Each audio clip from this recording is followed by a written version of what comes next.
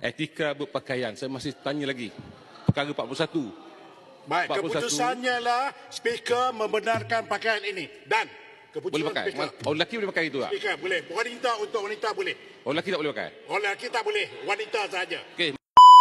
Hari ini penggal baru Parlimen membuka tirainya. Dah kalau namanya Parlimen, lagi-lagi sidang Dewan Rakyat, pastilah orang nak dengar apakah dasar-dasar dan juga isu semasa yang dibahaskan dan dibentangkan oleh ahli-ahli Parlimen yang mewakili kawasan masing-masing, tak kiralah dari kerajaan maupun pembangkang. Tapi macam biasalah, pasti akan ada saja perkara yang tak berapa enak berlaku. Dan kebiasaannya tu, bila dah namanya tak enak, pastilah datang dari MP pembangkang. Di era Hamzah Zainuddin sebagai ketua pembangkang ni, jarang-jarang sekali kita dapat lihat atau dengar idea bernas yang keluar dari geng-gengnya mewakili pembangkang. Yang ada hanyalah persoalan dengan tuduhan fitnah, naratif jahat dan juga sembang warung kopi semata-mata. Sedangkan tugas pembangkang tu adalah untuk menjadi ejen semak dan imbang. Tapi nampak gayanya dari ketua sampailah ke anak buah, semuanya hampir belaka. Macam yang terbaru MP Hulu Terengganu Si Rosul Wahid ni sampaikan bila tiap kali dia nak bangun minta laluan untuk mencelah, kita dah dapat tangkap, tak lain tak bukan, dia hanya mahu mempamerkan kerendahan IQ dengan penuh bangganya. Di saat Menteri di Jabatan Perdana Menteri Undang-Undang dan Reformasi Institusi Azalina Othman sedang bangun menjawab soalan yang dibawa oleh MP Kota Baru Taqiyuddin Hassan, Si Rosul ni bangun meminta petua kepada Tan Sri Speaker Johari Abdul.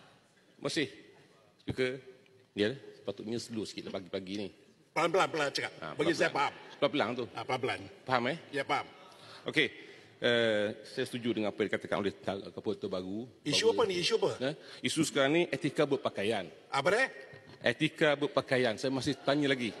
Perkara 41. Baik, keputusannya lah speaker membenarkan pakaian ini. Dan keputusan boleh pakai. speaker. Orang lelaki boleh pakai itu tak? Speaker boleh. Wanita untuk wanita boleh. Orang lelaki tak boleh pakai? Orang lelaki tak boleh. Wanita saja. Okay. Ingatkan, petua apalah yang nak diminta. Rupa-rupanya dia sibuk duk perhatikan baju yang dipakai oleh Azalina. Kiranya, dari mula sampailah akhir, dia hanya mencari titik dan ruang kesilapan yang dibuat. Tak dapat nak patahkan hujah atau jawapan yang diberi, dia konon tang silap baju menteri pula. Dia konon nak kata, baju Azalina tu tak menepati ciri dewan lah. Sebab kodnya, ada bermotifkan corak. Namun, jawapan speaker bahawa baju tu dibenarkan pakai untuk semua MP wanita, akhirnya Rosul terpaksalah aku. Sebenarnya, memang tak menjadi kesalahan pun pakaian tersebut. Tapi sebab Rosul ni nak buat-buat function, sebab itulah dia sibuk nak tegur dan nak jadi lebih speaker dari speaker kot. Kalau nak ikutkan juga, ini bukan kali pertama si Rosul ni duk perhati mencari salah dan silap Azalina. Ingat lagi tak sirang lepas? Rosul duklah perhati kola baju Azalina dan pada waktu tu juga, speaker telah menyatakan pakaian tersebut tidak menjadi kesalahan. Sekejap Menteri,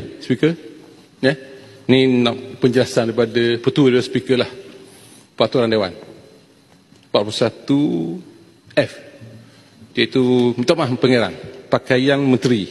Apakah cara pakaian menteri tersebut mengikut etika yang diuruskan oleh Dewan.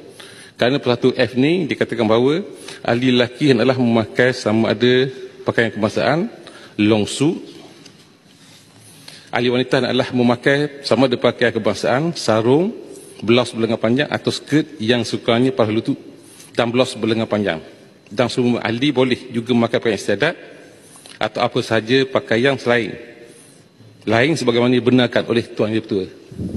Jadi saya nampak Tuan Pangeran pakai round neck. Apakah itu mengikut etika berpakaian Dewan? Terima kasih Tuan.